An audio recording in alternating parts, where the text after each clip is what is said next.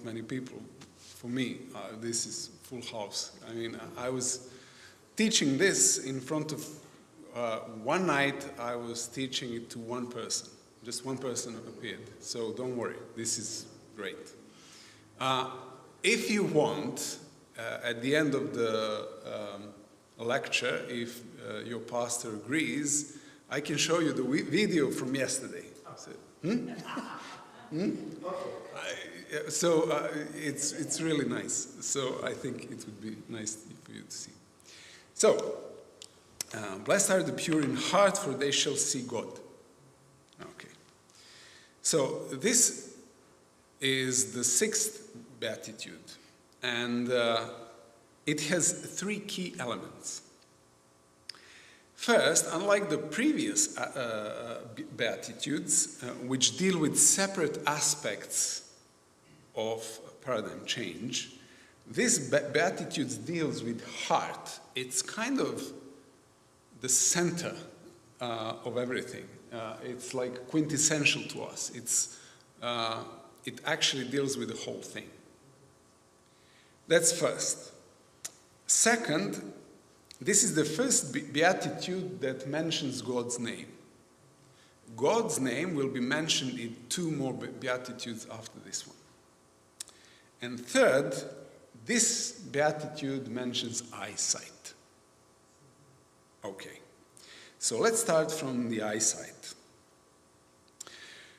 When theologians, who are usually writing to support the religious system of control, the phrase, because they shall see God, is interpreted in terms of merit. Like, if I'm good, the reward will be to see the God, right? To see God, if I'm good. So this kind of interpretation is on the level of kindergarten teacher who is trying to, put kids asleep in the afternoon. So she kind of bribes them with the pudding. Yeah, if you go to sleep, you will get the pudding. So that kind of, if you're good, I will take you to Disneyland. If you're good, I'm going to take you to New Jerusalem to see God. It's like in a zoo. But Jesus never bribes people, right? He never does this. He shapes human heart. He said later on in Matthew 6, 22 and 23, the lamp of the body is the eye. If therefore your eye is good, your whole body will be full of light. So it's not about if your eye is good, it's different, If your eye is good, your body will be full of light. But if your eye is bad, your whole body will be full of darkness. Basically, body and eyes are kind of connected. That's different. It's not about pudding. It's not about Disneyland, right? It's something else. So the way we experience life depends on the eyesight. Depends, purity of heart depends on the eyesight. It's connected. The way we see shapes us inside. So here Jesus is much closer to what was told in the book called Little Prince, which says it is only with the heart that one can see rightly. What is essential is invisible to the eye.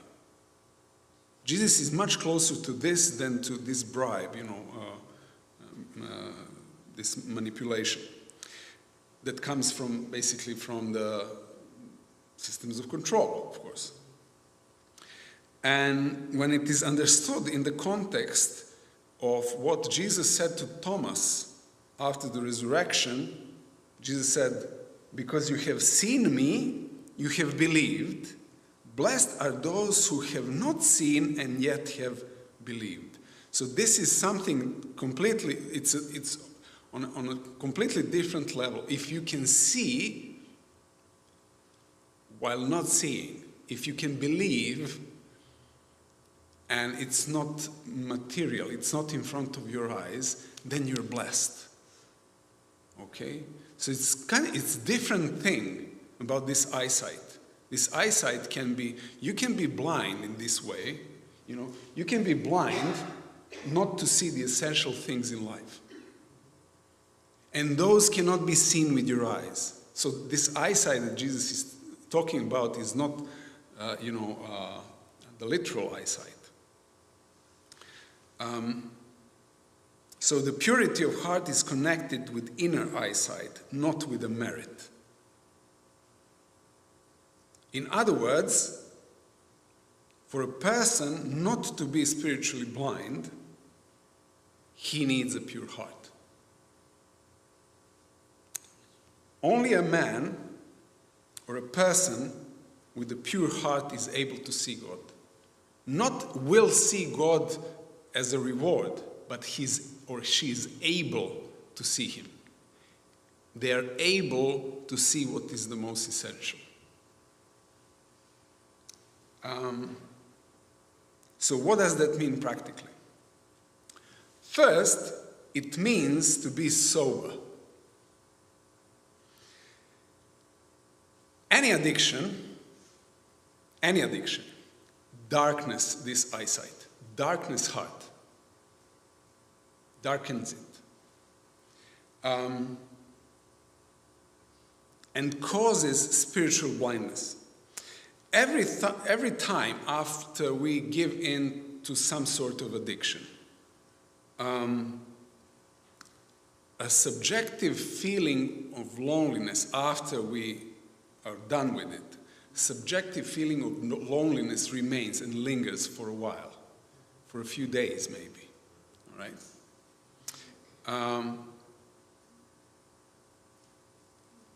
And we feel as if God has left us. Right? Is that your experience? Yes. Exactly. But did God leave us? Okay. How do we know that? Okay, yes. But also, it's the essential thing, you know, God is all present, right? You cannot, there is a psalm that it says, I cannot hide you even in the grave. In darkness you're there. You know, you're everywhere. Yeah. If you go, you know, you cannot get away, you know, like Jonah tried.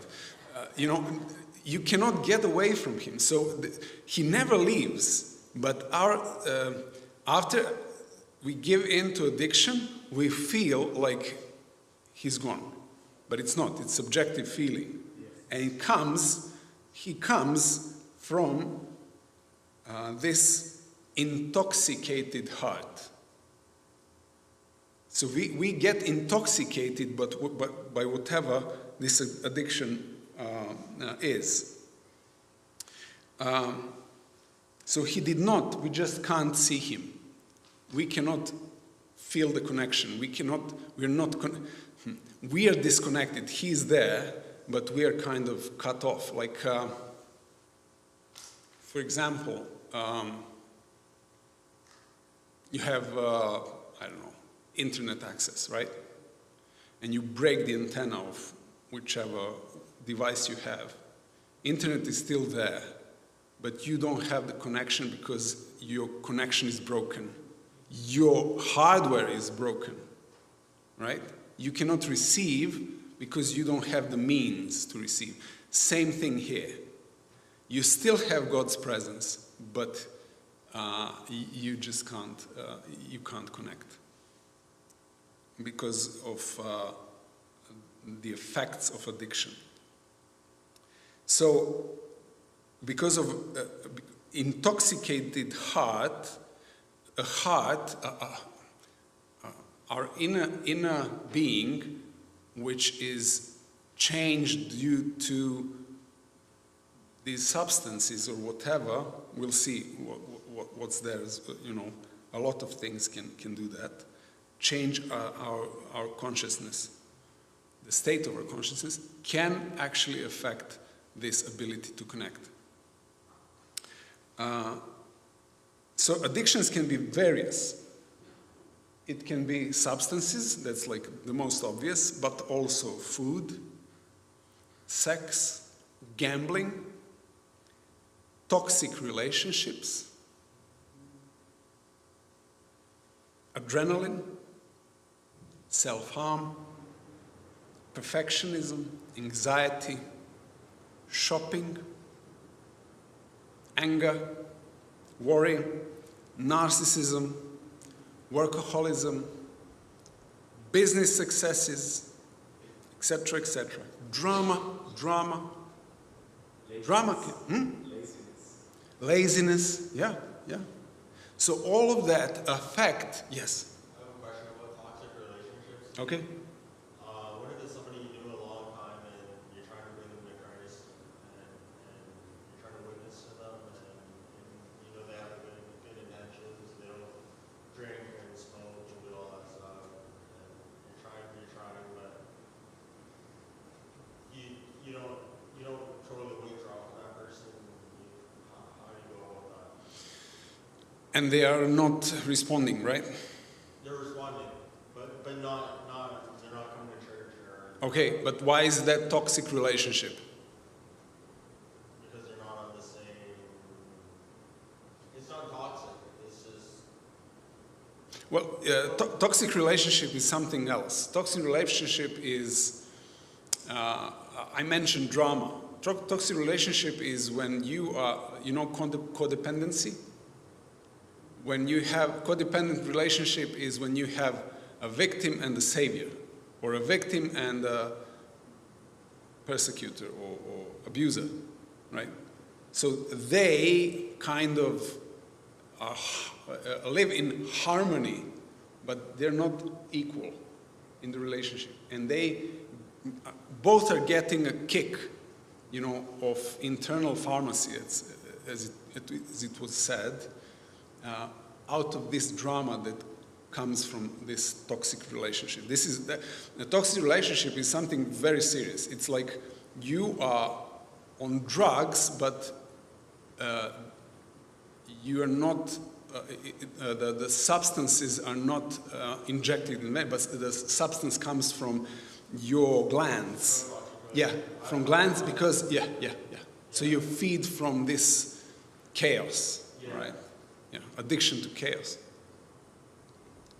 So whenever you are in that kind of situation, you cannot see God. You cannot feel Him. You cannot connect with Him. You cannot trust Him. The feeling is that you're alone, and when you're alone, you start condemning yourself, right? And then you're with the worst judge, right? You're with the worst judge, yourself. But the matter is much deeper than mere addiction. Addictions are solvable. You can get clean and sober fairly, you can get out all the toxins from your system. I don't know how many weeks or months, depending on the substance. But after sobering up, the real problem arises. People discover what they were with the drunkenness, with drugs, with shopping, with workaholism, what they were pushing away, what they were anesthetizing, right? They discovered this split, the restlessness within themselves, the state of war, which they were, this dividing line between what they accept about themselves and what they condemn. All right? And addictions were there just to ease the pain of that split, right? This personal fragmentation. To numb down that. that war. So what do we do when we sober up and see this? A heart that is at war with itself cannot be a pure heart.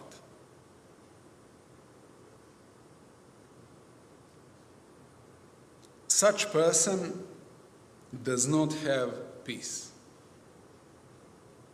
They don't have peace with themselves. And the peace with themselves is prerequisite to hear God's voice. And God's voice is like what? It's like a sound of silence, right? This small voice. Somebody said it's not small, still and small voice. It was Hebrew words like more like sound. God was in the sound of silence. So you have to be peaceful in order to be able to connect with God, who reveals himself in silence. And if we are enraged against ourselves when we are alone, you cannot hear that. You cannot connect with that God. In addition, internal unrest of disunity spills over to others. Jesus said in Matthew 12:34, "For out of the abundance of heart the mouth speaks." So if we are at war with ourselves, what will come out? Yeah, it will come out what we, the substance, the war will come out. So, when you come across people who are, violent and rough and, ready to fight, you know that before they met you, they were already fighting, all the time with themselves. So people who are at war with themselves, there's, what it spills over is war, right? So having a pure heart in the first place means reconciling ourselves with ourselves. To get to the point of reconciling these parts that are at war with each other within us, okay? Integrating them into a harmonious whole. And that's why I'm talking about heart. It's these aspects, like we're now one. We're not torn apart within ourselves at this level. And the result of that reconciliation is pure heart. And there are various types of conflict, and we have already mentioned moral conflict. Like in case of addiction, people are generally aware that they're violating the rules of nature and human society. Right? When they're acting, and they're torn, the addiction is forcing them to move from the moral principles that they know are correct. Okay? So that's moral conflict. Then there is a religious conflict, when a person is drawn to things that his religious or her religious tradition labels as sin or evil. And the third is the conflict of self-perception. Now, ever since we ate from this tree of knowledge of good and evil, we began to condemn part of ourselves which before were fine. Okay, before we ate, Adam and Eve, or man and wife, a man and woman, they were naked and they were fine with it. Right? But after they ate, they start being ashamed of their nakedness. right? Is this nakedness suddenly becoming shameful? No, the way they saw that changed. Something happened with their eyes, right?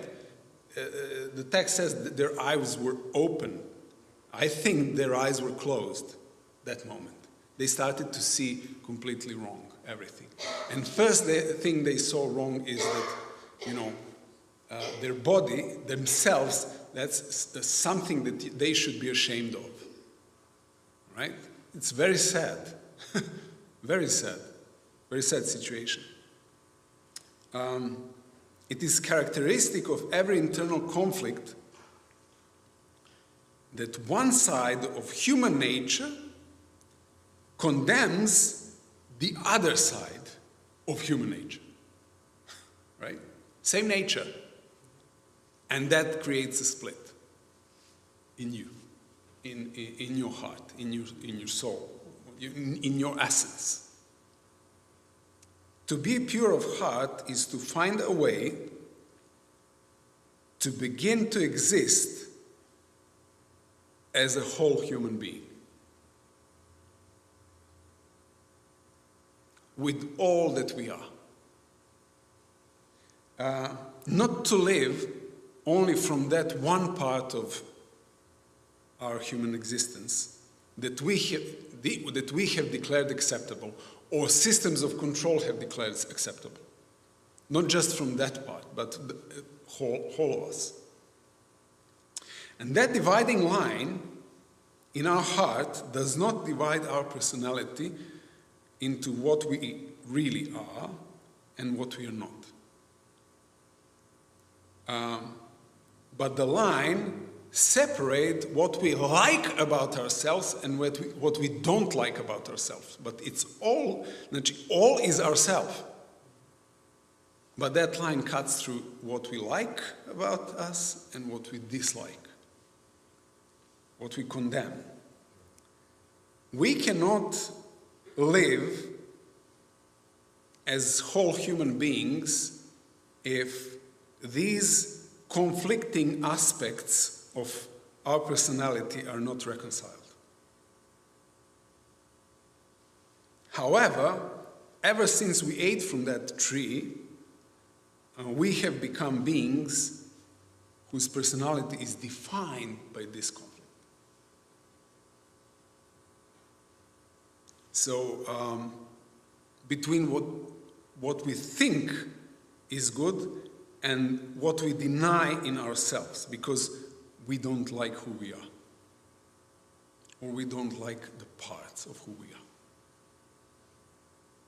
And the result is not only one kind of spiritual schizophrenia, but a new kind of drunkenness, new kind of intoxication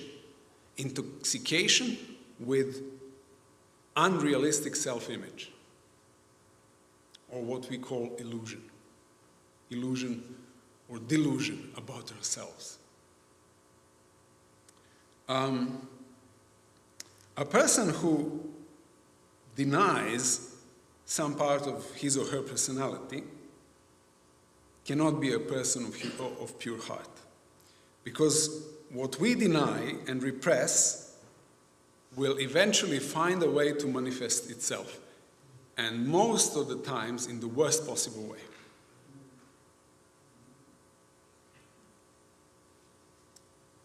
Purists, utopians, they ended up, as we said, they ended up committing the worst atrocities in the name of God, or in the name of higher ethics.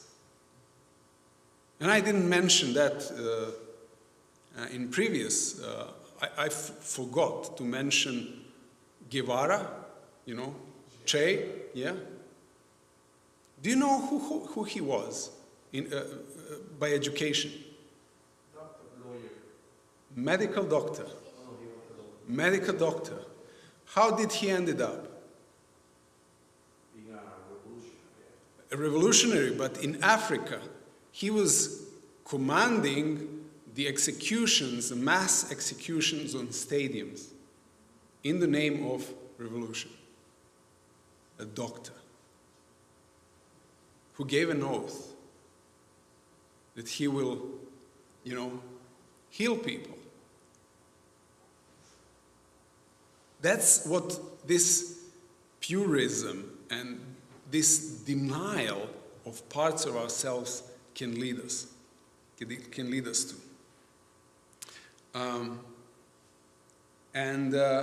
Why? They were deliberately blind about disguised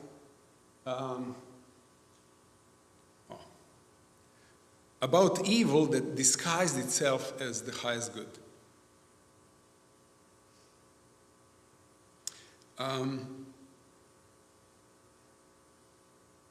So, to reach the state of a pure heart, it is necessary to integrate parts of ourselves that we condemn in ourselves. To integrate, to accept them, to embrace them. How to practically do that?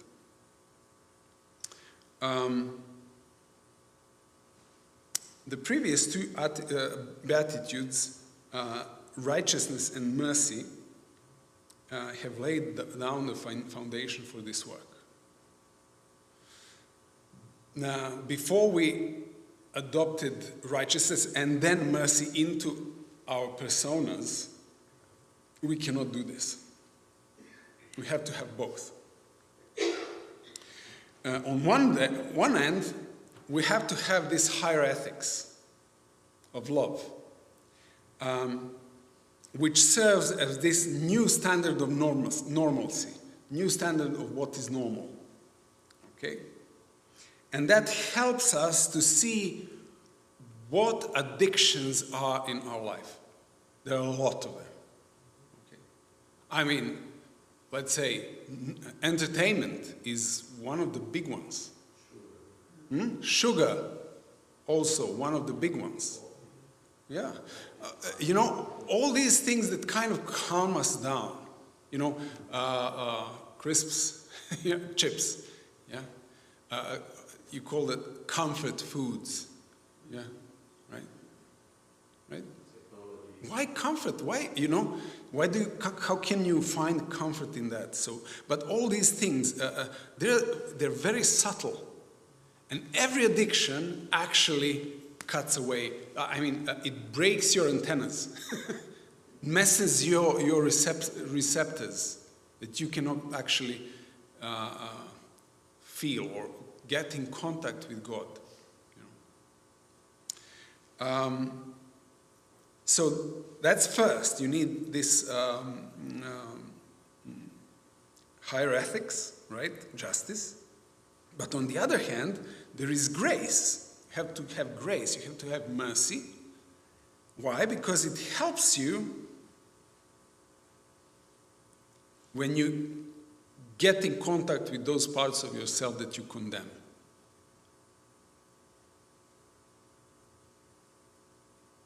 You have to have mercy first. If you want not to spread war, first you have to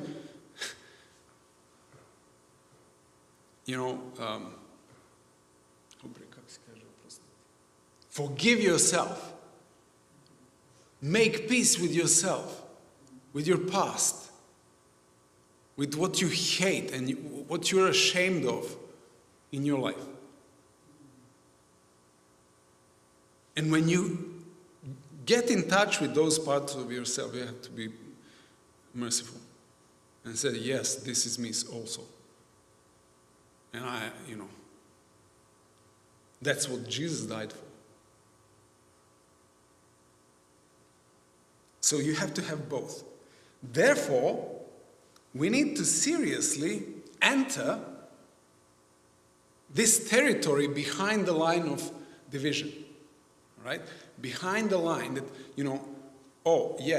this is me, the part that I like about myself. But this is what I want to shun. I want to push that away. I want to deny that. I want to get rid of that. No, you have to cross that line and go into that territory. The territory that you hate about yourself, what you're ashamed of. You want to make peace? You have to go there and to forgive with mercy, but also with justice, to understand that this is bad. All right? So perhaps Solzhenitsyn, he said, his last question was, but who wants to destroy his own heart, right? Maybe his idea is, let's get rid of that, let's destroy that. But it might be easier, but no, you cannot destroy part of yourself and be whole, right? Okay? You will hurt yourself that way. So, when we are at war with some parts of our personality and deny them, those same traits, you will see, things that trigger us the most in behavior of other people are usually things that we deny about ourselves. Okay? For example, narcissistic people, they burn my fuse every time. Why? Because I have those tendencies. But until maybe 2 years ago, I didn't want that to be truth about myself, right? And that's why they were, going so much on my nerves. That's why they were triggering me. So, for example, most people condemn murderers, right? Because, why? Well, we never killed, These people are bad, murderers, we never killed. But would you be able to kill in a situation when there is no police around and you have to defend your family?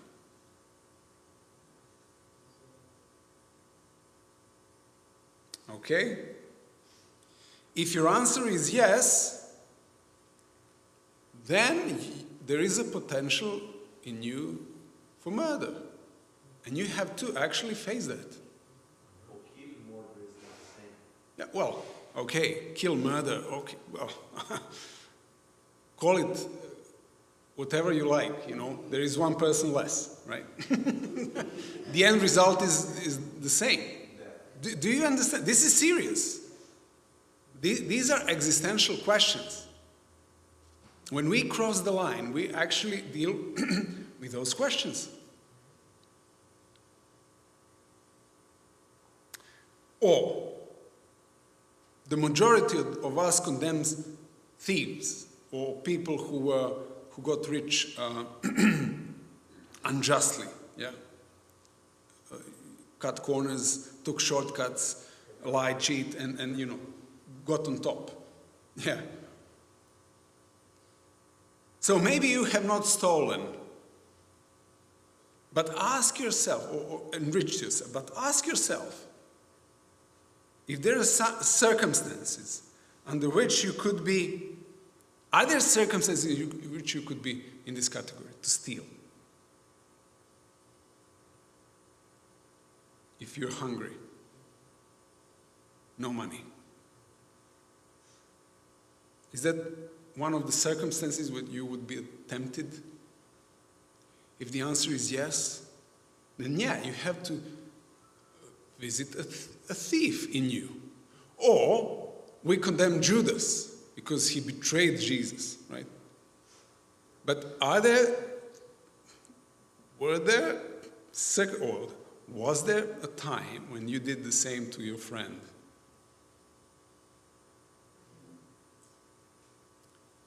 So you have to visit Judas in you, to go there and actually accept that about yourself. And Judas is not somebody who is not you, but you are Judas. The only thing is, we're all we're either, there is a traitor in us anyway. The only thing is, if we will betray Judas, if we betray God as Judas or Peter, that's our only choice. There is no third option.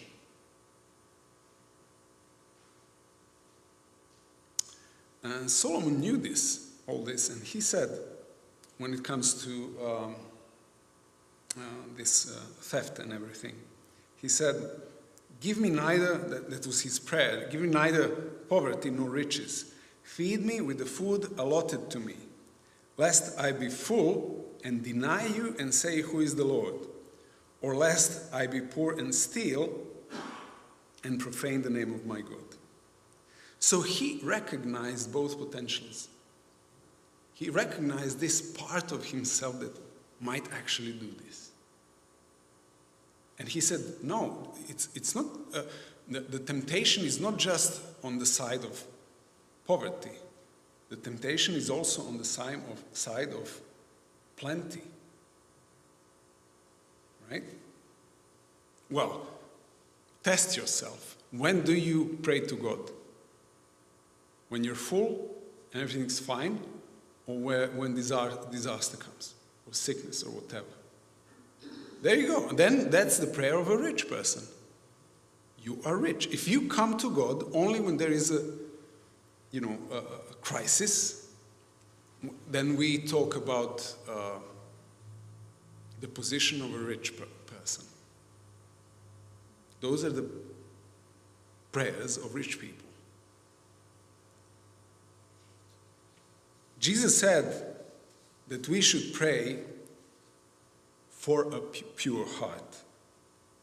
He said in Matthew 6:13, and do not lead us into temptation, but deliver us from the evil one. If we find ourselves in a situation where we don't have enough to feed our children, or if we have too much that we think that we need nothing or no one, it is possible that many things might become necessary or normal to us if we are on either side. The only difference between good and evil are the circumstances. The history of 20th century is a catalogue of human potential. Not a catalogue of potential of Germans or Russians or Americans or Ukrainians or, Palestinians or whoever, Israeli or Serbs and Bosnians and Croats or whatever. No, but humanity. We delude ourselves when we judge those people from our warm homes with full bellies, sitting in a country which is not in war for I don't know how many years. Didn't you have a war here? How many years? 100 years. 100 years. No war. That's privileged when you think of Europe, Middle East, of course, especially. Asia, of course. So all those armed men who are ready to shoot, who are defending borders, we're not better than them. The only difference between us and them is circumstances. Circumstances, they push them to, take the rifle and go there. And a pure heart will cross the line and meet, all its potentials. Face them. What is the benefit of this?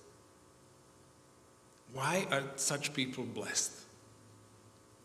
Firstly, when we look through the eyes of mercy,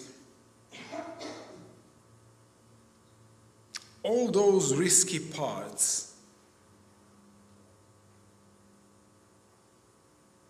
in us that have potential to deviate or have deviated from the justice of the kingdom of God.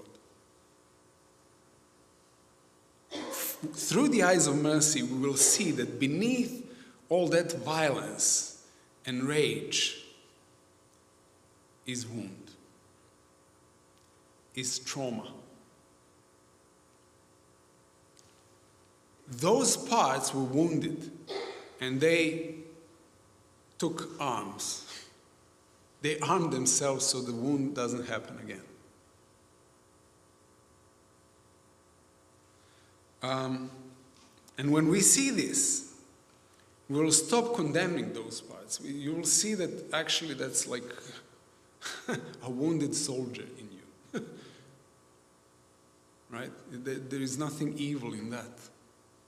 Yeah, it feels like evil when he does harm, but actually the motive is not evil. The motive is to protect himself. And the result, when you see this in you, that those enraged and embittered parts were actually wounded and so sad and lonely,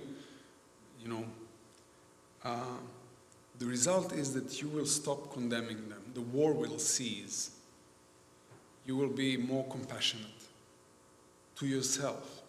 This is really important, because if we are not compassionate toward ourselves, we'll never be compassionate toward others.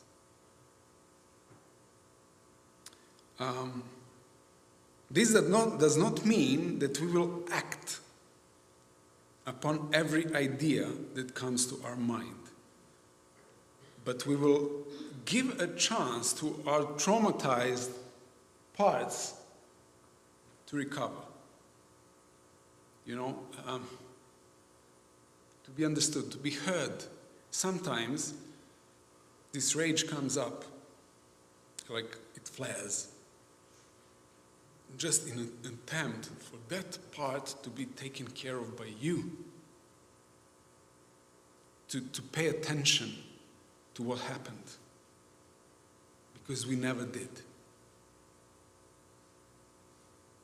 And most often, it is in those dangerous parts, these wounded parts, we will discover the greatest strength, the greatest creativity, depth, and truth about our life, in those wounded parts. And of course, this is the only way to neutralize this schizoid internal split. So only on this level, this is first benefit. This is first benefit. You are coming to peace with yourself. Secondly, when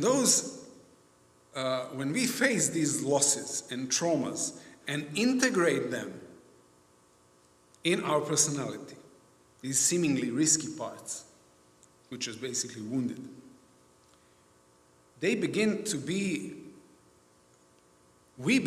be far more capable of loving real people in real world, in a real way, without trying to change them.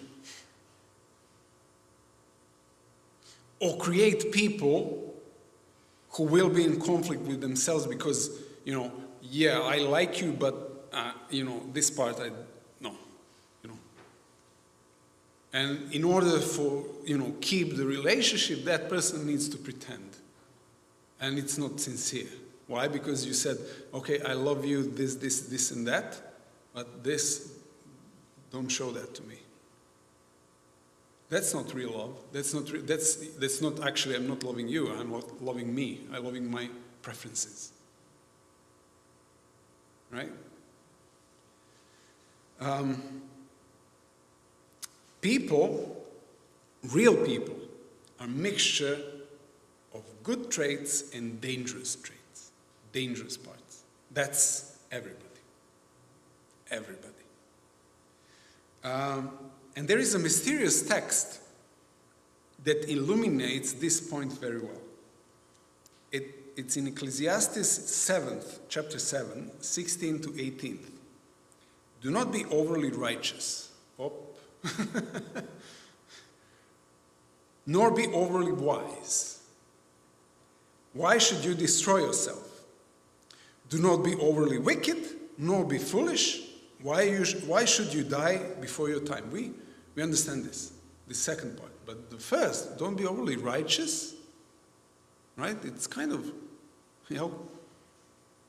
it's good that you grasp this and also not remove your hand from the other.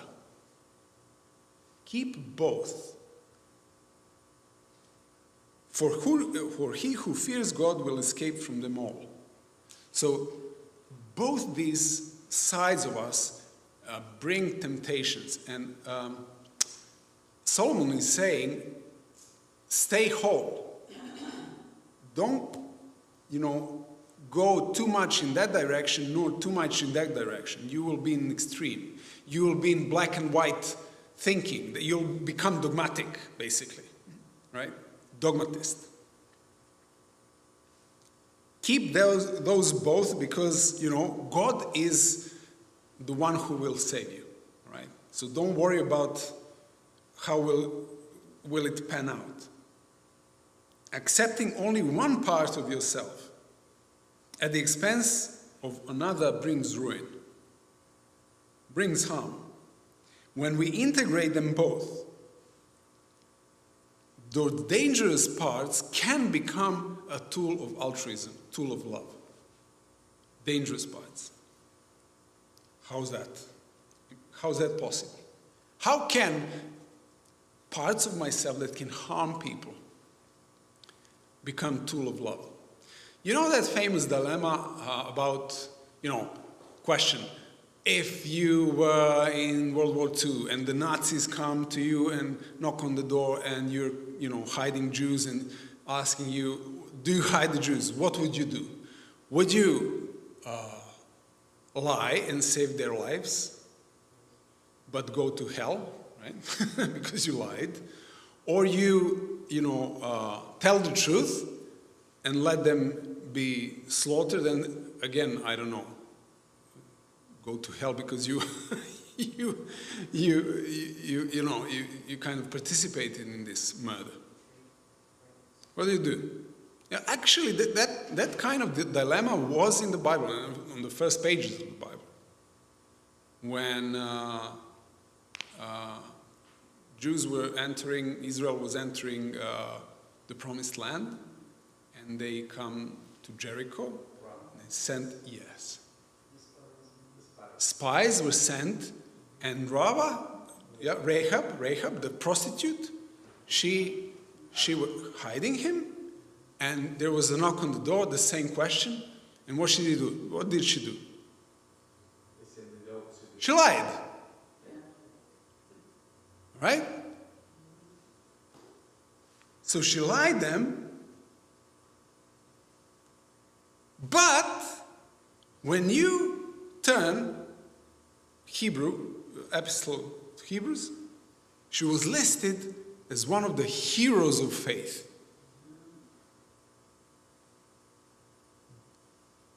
Example of faith. And she lies. And on top of that, she's a prostitute. Do you understand? This is confusing. Why is it confusing? Because we deny that lying parts of ourselves. We cannot understand because we do not live the holistic, as whole human beings.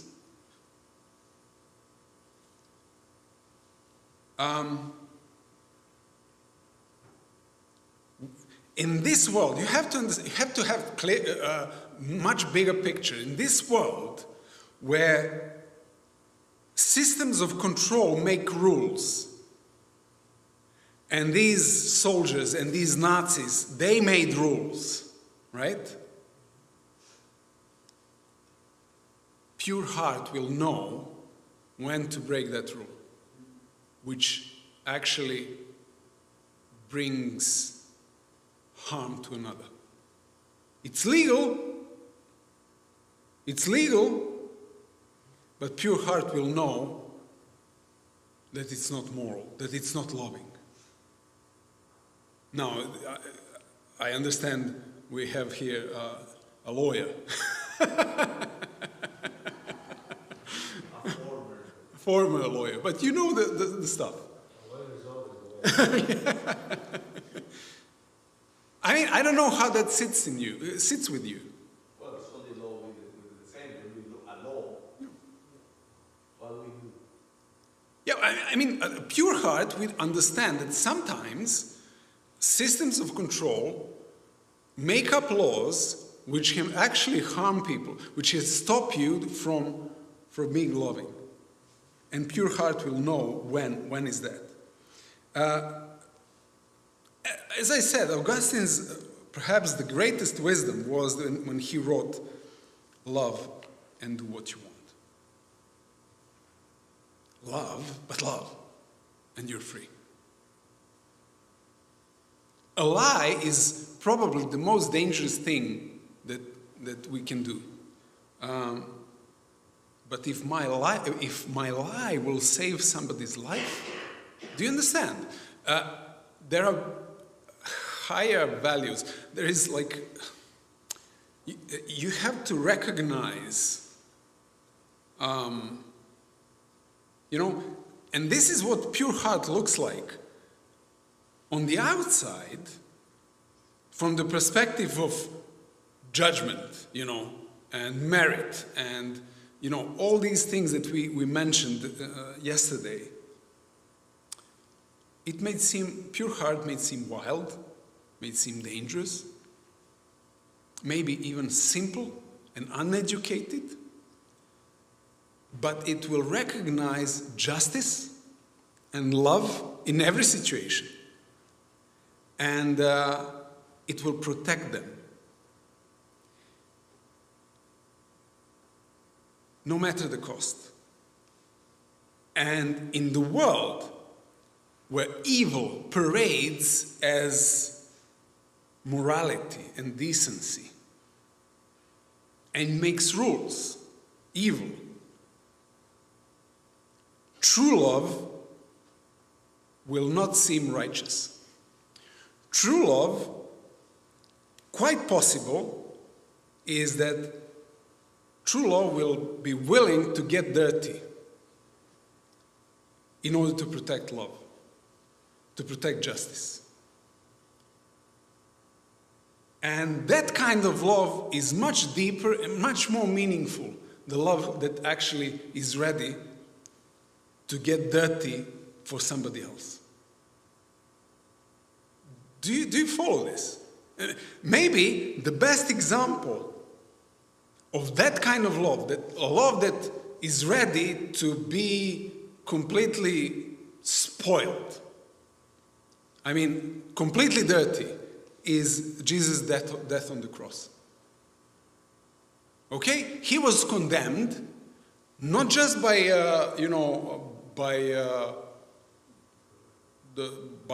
Rome, but by heaven. It was Father's will. Was that just for him to take on what we are responsible for? That's not justice. All right? But, so completely dirty, true love. But never before has God showed how deep his love is. His love is so deep that he's ready to be, as Moses, as Jesus said, like Moses lifted up the serpent in the desert. So the serpent was the symbol of Christ. Serpent was a symbol of Satan. But he was willing to get that kind of, to be that kind of, I don't know how to say it, completely, dirty. Completely cursed in order to show actually how much he loves. That's pure heart.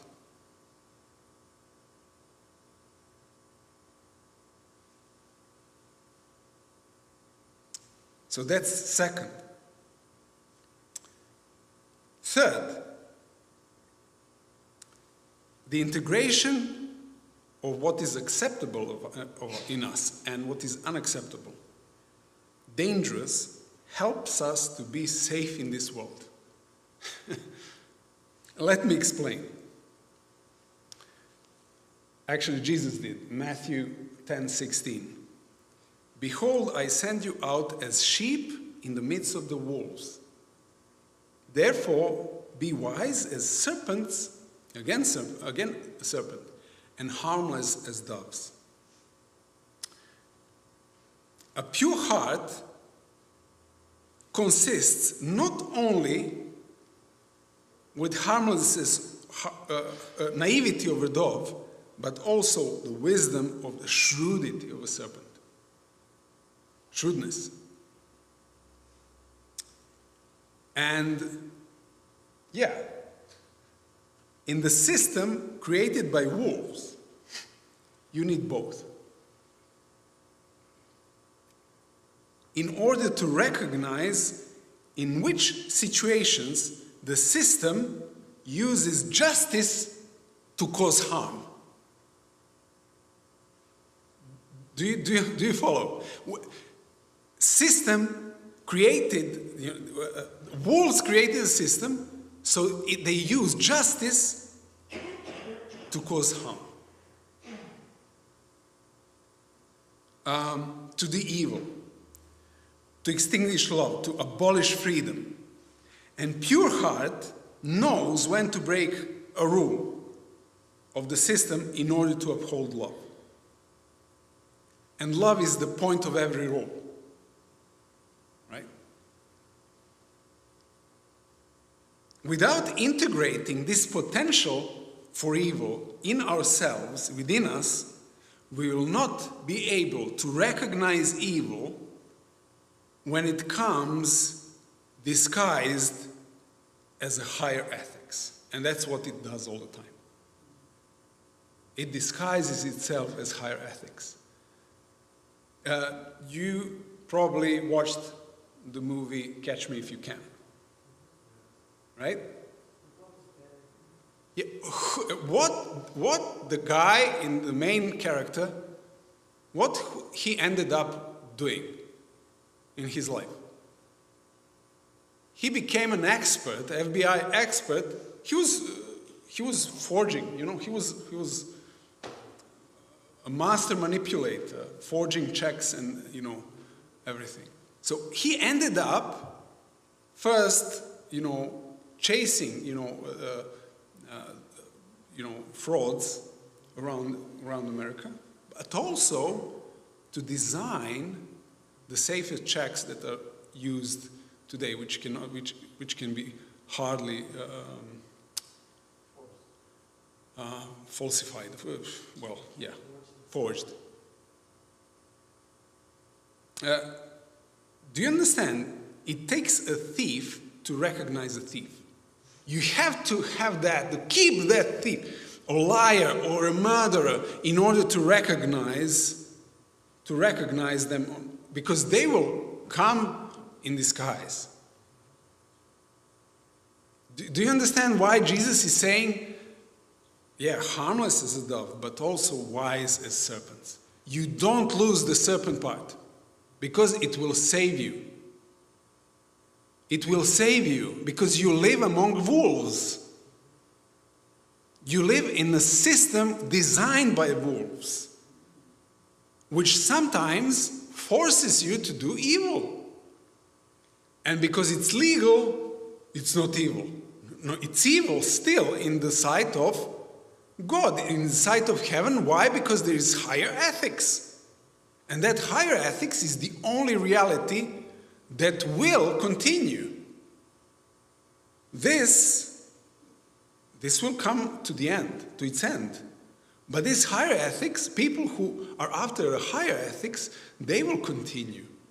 So we have to go beyond what the standard of government is. Because we are not only part of this system, we are part of heavenly government as well. Yeah. Okay, thank you. Now I can relax.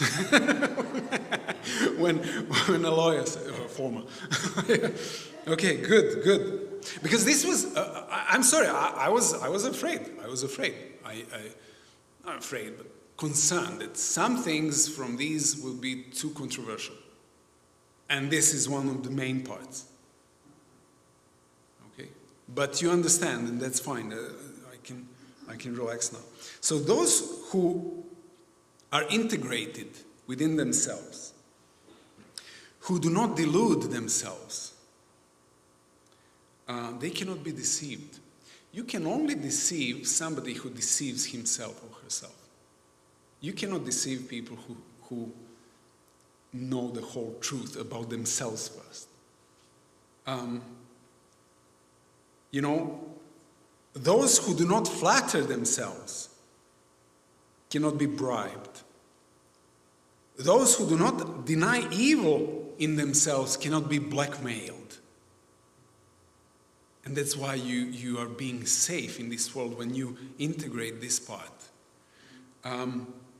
Some say, when we are talking about this integration, some say that they present this integration like through pictures of inner parent and inner child, that inner parent and inner child integrate. Inner child would be a wounded part of ourselves, that unruly, one that can actually make harm. And inner parent is that part that we like and behaves and all these things.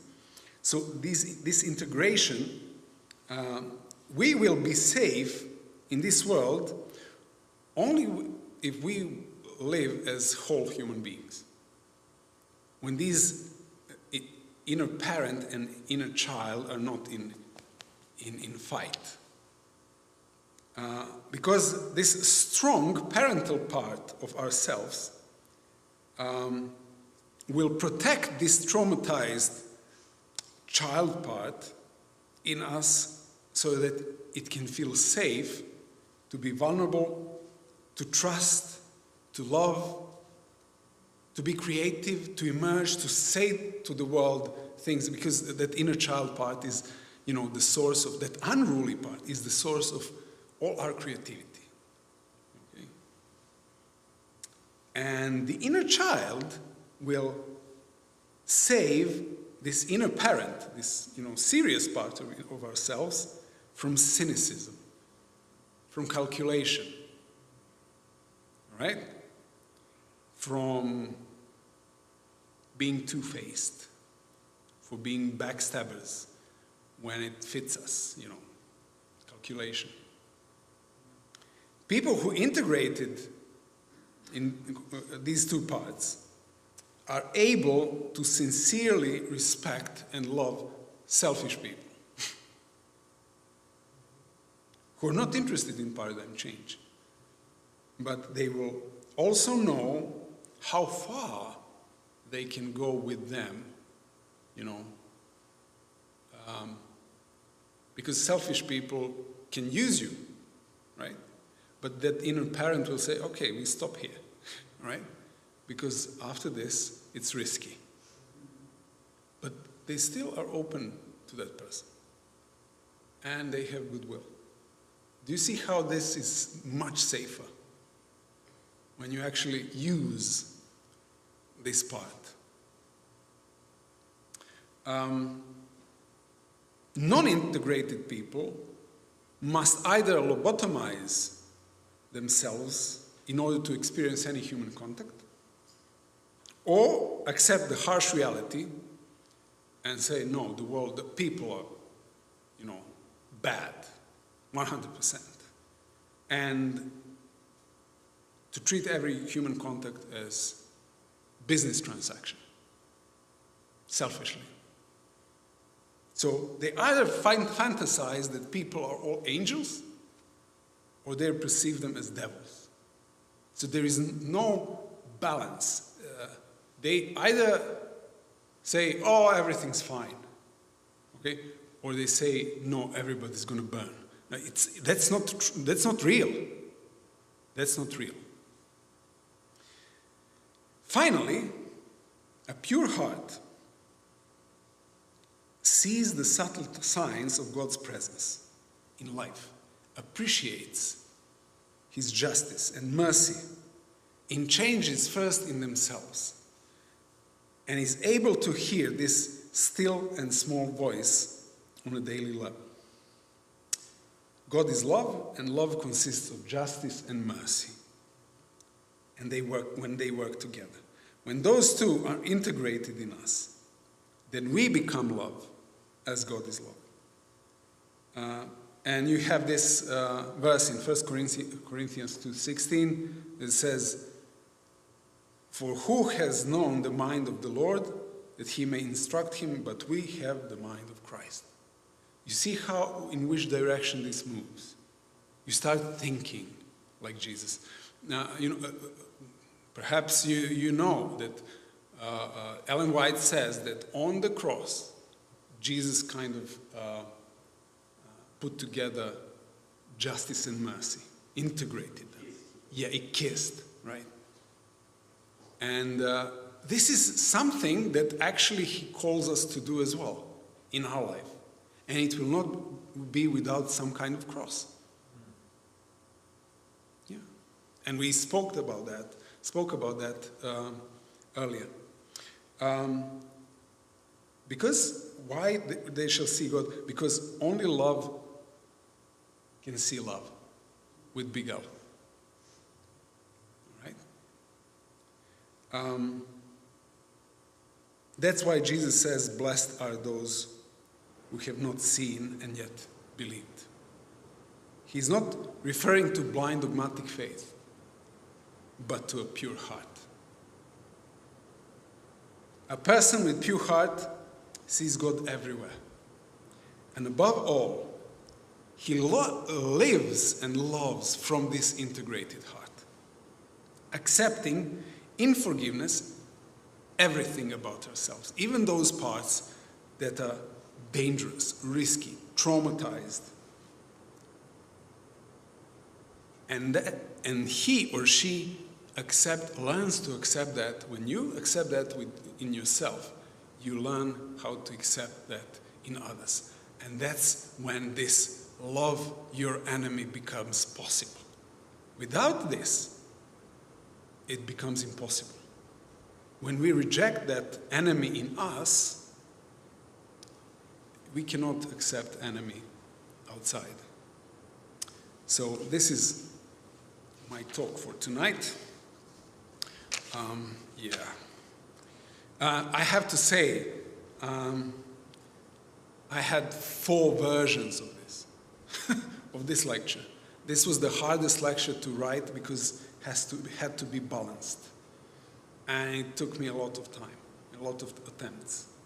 So shoot. Yeah, we can discuss. Yeah, thanks. I have one comment and one question. Yep. I understand when you see they have a higher order, higher rule than we have. And I agree 100%. It's no question. What shocked me is, for example, you put the example of Rahab as she's lying. You say how she looks like, because she's a liar and she lies, she's in the book of faith. And it's not like this. Sounded like this, but it's not like this. She's in the book of faith. It is because what she did, and she acknowledged, despite, I know that the Lord will save and give you the victory. But the lie was only